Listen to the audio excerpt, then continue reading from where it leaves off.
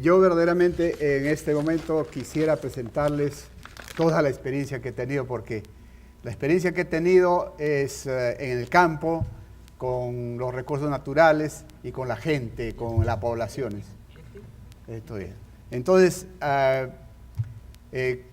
quisiera decirles que no se va a quedar esta conferencia solamente con lo que voy a exponer acá, sino acaba de salir la revista del ingeniero, que ustedes posiblemente ya la van a tener en sus manos, y vayan a la página 28, donde dice Porcón, obra de ingeniería forestal. Ahí está explicado en forma resumida cómo se ha hecho Porcón en Cajamarca. Me da gusto que en nuestra alma mater acá recién se esté difundiendo lo que se ha hecho hace años en Porcón.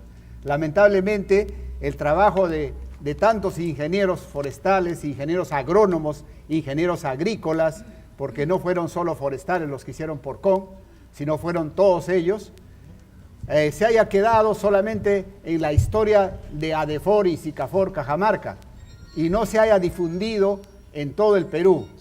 Es el momento ahora que estamos utilizando y aprovechando los espacios de nuestro colegio para poder difundir esto. El otro importante, la otra importante información en que van a ver aparte de la revista es la película de Porcón, que se llama Pioneros del Oro Verde, o también, también la cosecha del agua. Esta película la pueden ver en el espacio de RTV CIP Lima, que se pasa todos los viernes a las 6:30, y también lo pueden ver en archivo de ese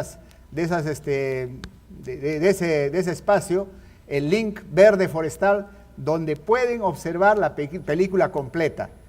Ahora en este momento les voy a pasar 5 minutos de esa película para que no se olviden de terminarla de ver antes de la exposición. Por favor. Bueno, eso se está presentando, no sale todavía, pero se está presentando como con la cooperación técnica belga y el Perú se vino para poder reforestar en Porcón. Se eligió el departamento de Cajamarca porque había muy buena aceptación de parte de las instituciones y de parte de un personaje muy importante que deben recordarlo, ustedes, Pablo Sánchez, que ha esfinado, quien entró a poder ayudar y decirnos, bueno, vamos a hacer algo acá en Cajamarca.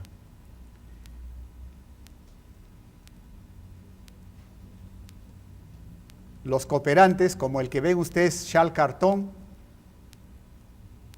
que ha tenido más de 18 años en Cajamarca, desde que llegó. Estamos entrando al bosque, ha estado entrando al bosque de pinos, ahora estamos en un bosque de eucaliptos que lo hizo Pablo. En la comunidad campesina de Porcón. Charles vuelve a encontrar con gran emoción los bosques nacidos del proyecto al cual se dedicó. César, estos árboles tienen 28 años. Este poblamiento ha sido fuertemente raleado para que los árboles quedando en pie desarrollen una cima amplia y produzcan muchas semillas.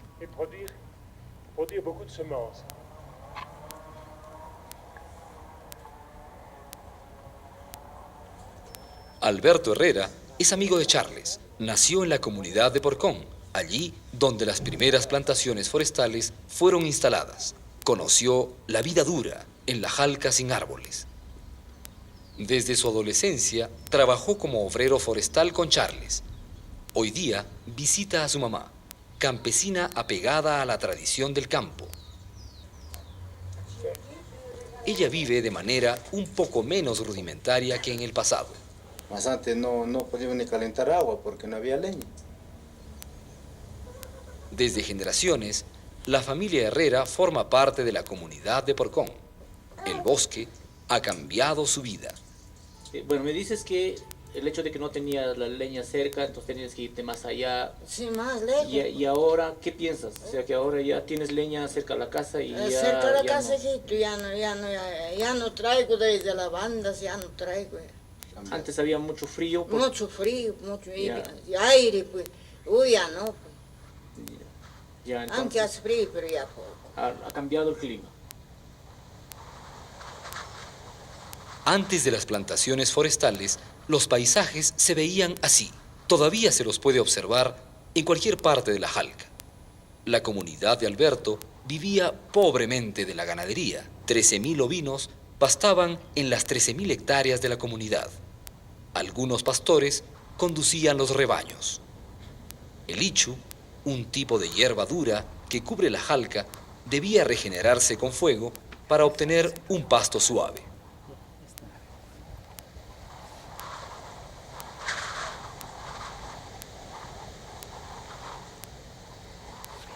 El ichu servía y sirve todavía para construir las casas y las chozas de los pastores. En algunos casos sí, vivía la gente aquí de esa manera en las chozas. Hace algunos años atrás.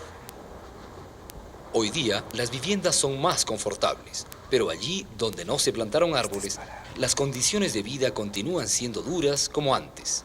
Los vientos azotan sin parar los campos despejados.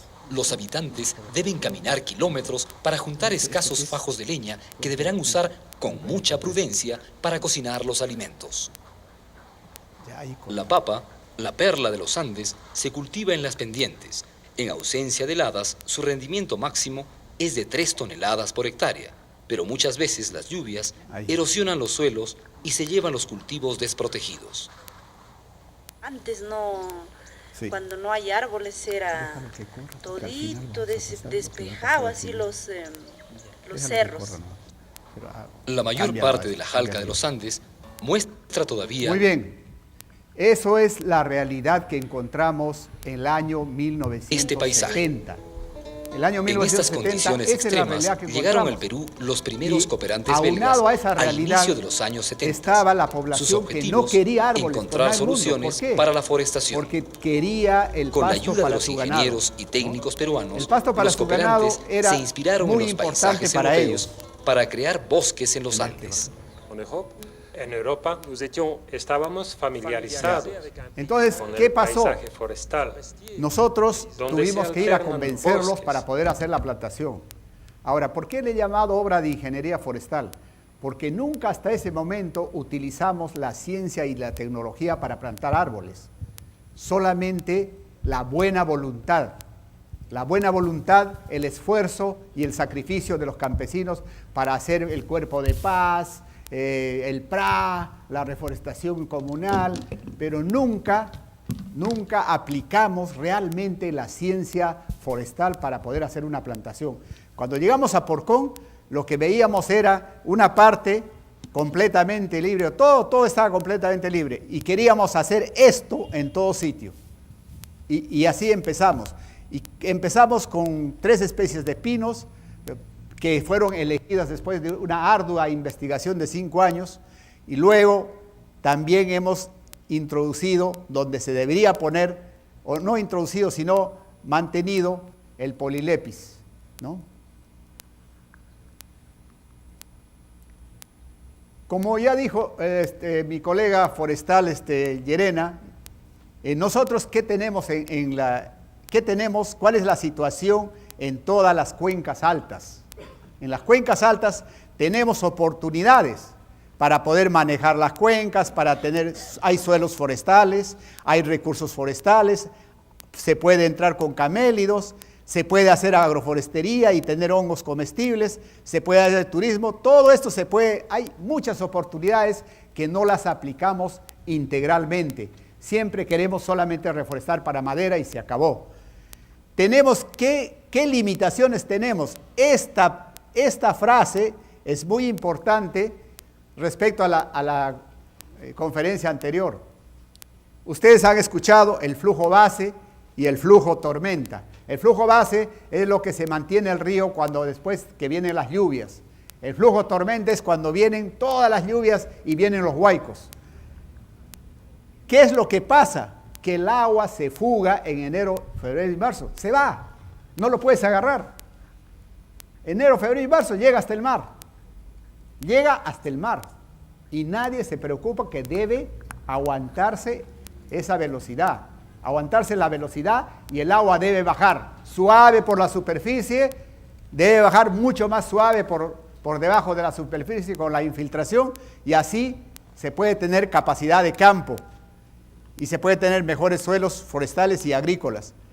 La otra limitación es que todo el tiempo se quema pastos para tener buen pasto verde para el ganado. ¿Por qué? Porque solamente se tiene buen pasto verde cuando llueve. Y cuando no llueve, no hay agua en el campo, no hay pasto verde. Pero si tuviéramos todo el tiempo agua en el campo, habría pasto verde. La otra limitación es el sobrepastoreo. Si tengo ganado, tengo que pastorear. ¿Dónde lo va a pastorear si no es en mis propias tierras? La otra limitación, las heladas extremas y las temperaturas extremas. No es solamente el frío extremo, sino también la insolación fuerte a mediodía. Todo esto se puede manejar y la deforestación principalmente se puede manejar ¿con qué? Con la reforestación. Ahora, para hacer reforestación es necesario saber de qué estamos hablando y para eso tenemos, por ejemplo, la ubicación de las cuencas. ¿Puedes ayudarme entrando al link? Y ya tenemos acá, ¿ves? Las cuencas. Esta cuenca es el río Rejo, es la cuenca de Cajamarca. Ahora, hay otra cuenca que está también acá, el del Mashcón, esta cuenca del Chonta y esta cuenca de Quebrada Honda. Acá hay una línea que separa la parte de las cuencas que van al Atlántico y la parte de las cuencas que van al Pacífico. O sea, la gota de lluvia que cae acá puede irse para acá, puede irse para acá, puede irse para cualquier lado de la cuenca y terminan en el mar si no hay nadie que les aguante la velocidad acá de escorrentía o infiltración. Pon el X nomás para... ya. En X nomás pon. Ya. ¿Qué otra cosa debemos tener en cuenta para reforestar? La identificación de la gente que está en ese sitio. Entonces se hizo una buena identificación de la gente, justamente elegimos la granja Porcón porque finalmente nos aceptaron, pero nos pidieron todavía que les sembráramos 200 hectáreas de papa si queríamos sembrar forestales. También les aceptamos, pero lo que nos hizo mucho bien es que todas estas personas que vivían en los caseríos aledaños, Quinua, Granja Porcón, Alto Xogle, toda la población era evangélica y tenía una disciplina excelente. Y si aceptaba el jefe, iba a aceptar todo el resto. La otra cosa que hemos hecho es importante, es la ubicación georreferenciada de todo el área, para poder tener después el monitoreo de la plantación. Hemos hecho un análisis científico-técnico de los sitios forestales donde se puede plantar. No todo se ha plantado, se ve que está todo plantado, pero esa parte, todo plantada de Porcón, es de aptitud forestal, de suelos forestales. Pero en cada sitio hay carreteras troncales, secundarias, hay caminos cortafuegos, hay praderas nativas. O sea, se ha dejado la parte que debe ser agrícola, la parte que debe ser agroforestal. No se ha sembrado todo el área completamente, solo la parte alta que es casi todo eminente forestal. Ustedes han escuchado que en estas partes altas, como acá el gráfico lo dice, ahí se puede cosechar el agua. Cuando nosotros tenemos solo Ichu y las neblinas que vienen por acá del flanco oriental, vienen y chocan en toda la cordillera. Al chocan con el Ichu, pero choca 80 centímetros de neblina, choca con el Ichu y esa agua se capta. 80 centímetros, a partir de 80 centímetros se capta, pero a partir de 80 centímetros para arriba esa agua no se capta, sigue pasando. Si yo tengo un pino que mide 20, 30 metros, ya no capta 80 centímetros, capta toda la neblina. Ahora, díganme ustedes, ¿cuántas hojas, nosotros le llamamos acículas, cuántas acículas creen que tiene un árbol? Ustedes pónganse a contar una sola rama. Tiene más de 20 millones de acículas, un árbol. Entonces, si ustedes, la neblina pasa por ahí, si ustedes en la mañana se levantan en el bosque de Porcón, van y tocan el pino, va a caer miles de gotas al suelo. Entonces, la captación de un solo árbol son millones de gotas que se introducen al suelo en forma de infiltración. Entonces, en 9.000 hectáreas hay 9 millones de árboles. Multipliquen por 20 millones. ¿Cuántas gotas? ¿Cuántas toneladas de agua está cosechando esa plantación? Entonces, solamente haciendo esos cálculos se puede explicar a nuestros campesinos y a toda la gente para que entiendan, no, el árbol no solo consume, no solo transpira, sino también introduce el agua dentro del suelo. Ahora, ¿cómo demuestro que introduce dentro del suelo? Es sencillo, no necesito hacer tanta investigación.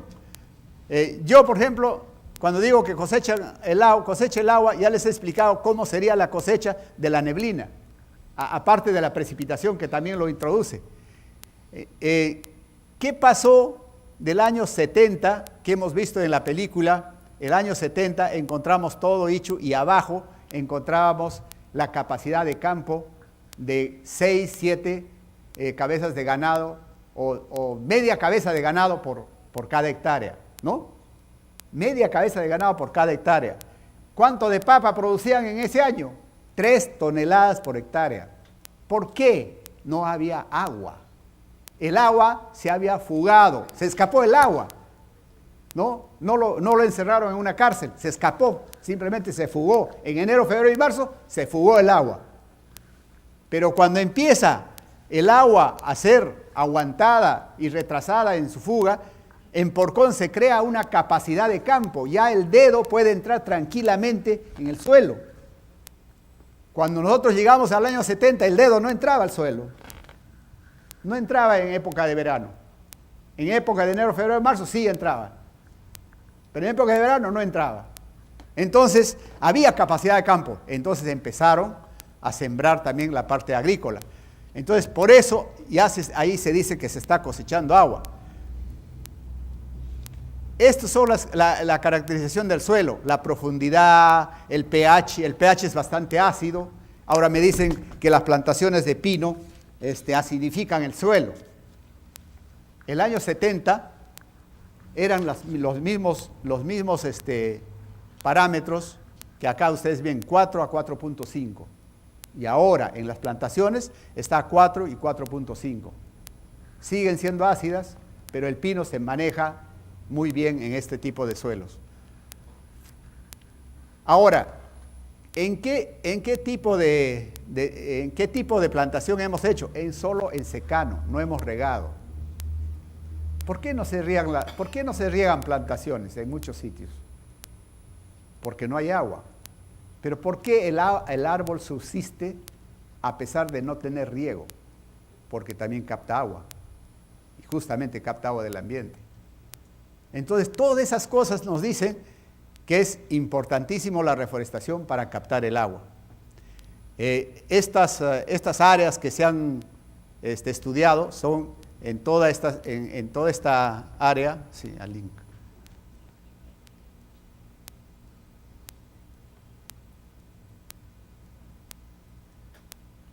En toda esta área, en cada una de estas áreas, se ha estudiado. Ya, pasa la... Ciérrala.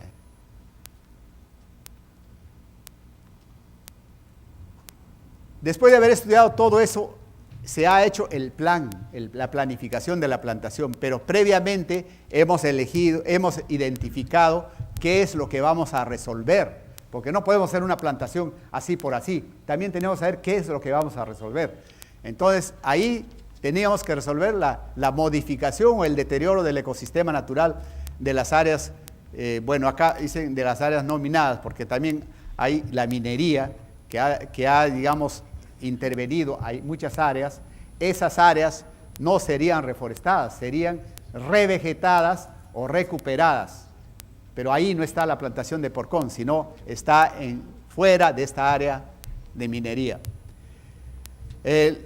¿Por qué hemos hecho la plantación? Porque había una limitada cobertura, un inadecuado manejo de los recursos naturales, que ya lo explicó esto muy bien Carlitos Llerena, una débil organización para la gestión compartida solidaria de los recursos naturales. Esto es muy importante. Qué bien que ahora estemos juntos, ingenieros agrícolas, ingenieros forestales e ingenieros sanitarios. ¿Por qué? Porque todos estamos trabajando en este tema y en este espacio, ¿no? Porque díganme ustedes, ¿cómo nosotros vamos a hacer toda esta plantación si no conocemos la parte de suelos, si no conocemos el agua, si no reusamos el agua? ¿Cómo vamos a trabajar, ¿no? Para poder crear una esponja hídrica. Y también ustedes habrán escuchado, en la economía, por ejemplo, 54, solamente el 0.06% del Producto Bruto Interno lo capta forestales y el 54% lo capta minería. Entonces, ¿por qué no podemos trabajar con los mineros? Eso nos ha dicho la expositora inicial. ¿Por qué no trabajar con ellos? ¿No? Tanto criticamos a los mineros, los queremos votar, los queremos sacar. Finalmente podemos ganar y sacarlos, y nuestro 54%, ¿a dónde se va? ¿De dónde vamos a sacarlo? ¿De qué actividad vamos a sacar 54% de PBI? Entonces, ¿por qué no nos aliamos con ellos de tal manera que cumplan con todos los estándares ambientales que ya hemos avanzado significativamente en el Perú? Y casi la mayor parte de los sectores tienen estándares ambientales bien claros. Simplemente tienen que cumplirlos.